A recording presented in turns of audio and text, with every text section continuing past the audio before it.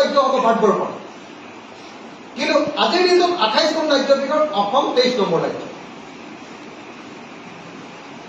অসম যদি 23 নম্বৰ ৰাজ্য হয়, অসমক 1 নম্বৰ ৰাজ্য কৰিবৰ কাৰণে অতি কমেও 1000 বছৰমান লাগিব। অথচ অসমৰ মুখ্যমন্ত্ৰীয়ে কৈছে যে সাংঘাতিক আমাৰ পাৰফৰ্মেঞ্চ ভাল হৈছে, একদম অসমত লাগি অসম ভাৰতবৰ্ষত এতিয়া লক্ষ্য পাই আছে। এনেকুৱা ধৰণৰ মিছলীয়া মুখ্যমন্ত্ৰী এটা পোৱাটো, এটা সাংবিধানিক পদত এজন মিছলীয়া মুখ্যমন্ত্ৰী পোৱাটো দুৰ্ভাগ্যজনক।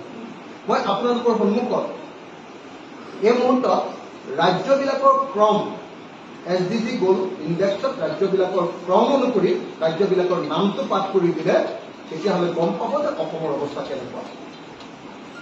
1 নম্বৰত আছে উত্তৰাখণ্ড, 2 নম্বৰত আছে কেৰালা, 3 নম্বৰ ৰাজ্যখন হ'ল তামিলনাডু, 4 নম্বৰ ৰাজ্যখন হ'ল গোৱা, 5 নম্বৰ ৰাজ্যখন হ'ল হিমাচল প্ৰদেশ, 6 নম্বৰ ৰাজ্যখন হ'ল পাঞ্জাৱ, 7 নম্বৰ ৰাজ্যখন হ'ল ছিকিম, 8 নম্বৰ ৰাজ্যখন হ'ল কৰ্ণাটক, 9 নম্বৰ ৰাজ্যখন হ'ল গুজৰাট, 10 নম্বৰ ৰাজ্যখন হ'ল অন্ধ্ৰপ্ৰদেশ, 11 নম্বৰ ৰাজ্যখন হ'ল তেলেংগানা, 12 নম্বৰ ৰাজ্যখন হ'ল মহাৰাষ্ট্ৰ, 13 নম্বৰ ৰাজ্যখন হ'ল মিজোৰাম, 14 নম্বৰ ৰাজ্যখন হ'ল Haryana, Manipur 15 number, Tripura 16 number, West Bengal 17 number, Rajasthan 18 number, Madhya Pradesh 19 number, Uttar Pradesh 20 number, Chhattisgarh 21 number, Orissa 22 number আৰু অসম হ'ল 23 নম্বৰ।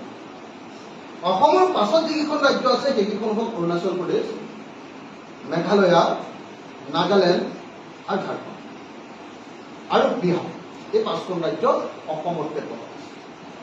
আটাইতকৈ বেয়া ৰাজ্যৰ পাৰফৰ্মেঞ্চ দেখুৱাইছে বিহাৰে আৰু অসমে বেয়া ৰাজ্যৰ পাৰফৰ্মেঞ্চ দেখুৱাইছে 6 নম্বৰ।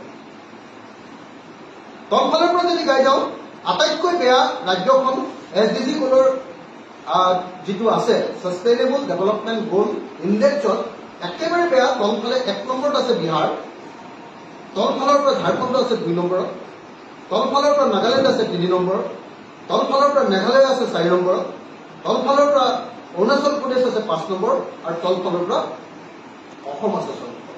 তলফালৰ